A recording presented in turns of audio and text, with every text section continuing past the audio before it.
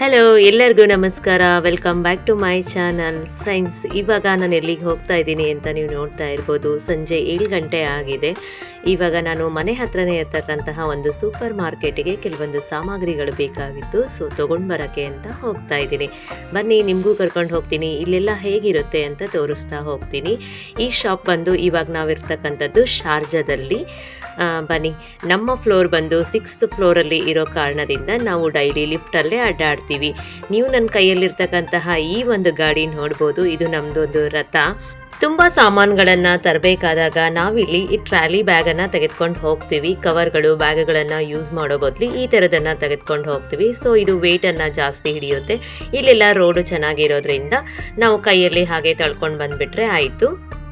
ಮಕ್ಕಳನ್ನ ಕರ್ಕೊಂಡು road cross ಮಾಡ್ಕೊಂಡು ಶಾಪಿಂಗ್ ಮಾಡ್ಕೊಂಡು ಬರಬೇಕಲ್ವಾ. ಸೊ ಈ ಥರ ಬ್ಯಾಗ್ಗಳನ್ನು ತೊಗೊಂಡು ನಾವು ಹೋಗೋದ್ರಿಂದ ತುಂಬ ಈಸಿ ಆಗುತ್ತೆ.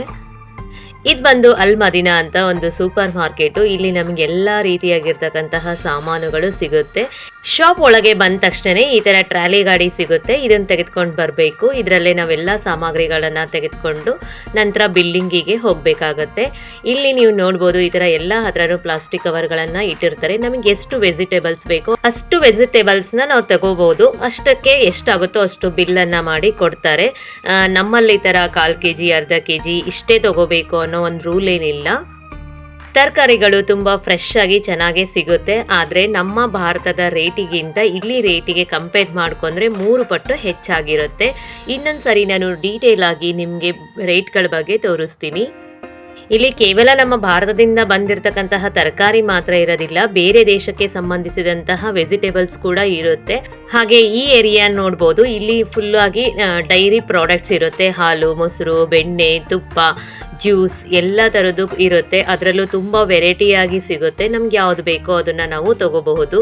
ಹಾಗೆ ಆ ಕಡೆ ನಾನ್ ವೆಜ್ ಎಲ್ಲ ಸಿಗುತ್ತೆ. ಚಿಕನ್, ಮಟನ್, ಹಾಗೆ ಫಿಶ್ ಇರುತ್ತೆ. ಹಾಗೆ ಎಗ್ ತಗೊಳ್ಳೋಕೆ ಅಂತ ಹೋದರೆ ಎಗ್ಗಲ್ಲಿ ತುಂಬ ವೆರೈಟೀಸ್ ಇರುತ್ತೆ. ನೀವು ನೋಡ್ಬೋದು, ನಾವೆಲ್ಲ ಇಲ್ಲಿ ಜವಾರಿ ಎಗ್ಗು ಹಾಗೇನೆ ಫಾರಮ್ ಎಗ್ ಅಂತ ತಗೊತೀವಿ. ಆದರೆ ಇಲ್ಲಿ ಗೋಲ್ಡನ್ ಎಗ್ ಅಂತ ಕೂಡ ಇರುತ್ತೆ. ತುಂಬ ವೆರೈಟಿ ಆಗಿರ್ತಕ್ಕಂತಹ ಎಗ್ಗಳನ್ನು ನಾವಿಲ್ಲಿ ನೋಡಬಹುದು. ತರಕಾರಿ ತಗೊಂಡು ತಕ್ಷಣ ಅದೆಲ್ಲ ಎಷ್ಟು ವೇಟ್ ಇದೆ, ಎಷ್ಟು ರೇಟ್ ಆಗುತ್ತೆ ಅಂತ ಒಂದು ಸಪ್ರೇಟ್ ಆಗಿ ಇಲ್ಲಿ ತೂಕ ಮಾಡಲಿಕ್ಕೆ ಇಟ್ಟಿರ್ತಾರೆ. ಮೊದಲು ಇಲ್ಲಿ ಬಂದುಬಿಟ್ಟು ನಾವು ವೆಜಿಟೇಬಲ್ಸ್ನೆಲ್ಲ ತೂಕ ಮಾಡಿಸ್ಕೋಬೇಕು. ವೆಜಿಟೇಬಲ್, ಫ್ರೂಟ್ಸ್ ಎಲ್ಲದನ್ನು ನಾವು ಇಲ್ಲಿ ತೂಕ ಮಾಡಿಸ್ಬೇಕು. ಹಾಗೆ ಈ ಏರಿಯಾ ಬಂದು ಸ್ಪೈಸಸ್ ಅಂದರೆ ಮಸಾಲೆ ಪದಾರ್ಥಗಳು ಹಾಗೆ ಡ್ರೈ ಫ್ರೂಟ್ಸ್ಗಳು ಇರ್ತಕ್ಕಂತಹ ಏರಿಯಾ. ಇಲ್ಲಿ ಸ್ವಲ್ಪ ಖಾರ ಚಕ್ಲಿ ಹಾಗೆ ಗೋಡಂಬಿಯನ್ನು ನಾನು ತೆಗೆದುಕೊಂಡೆ.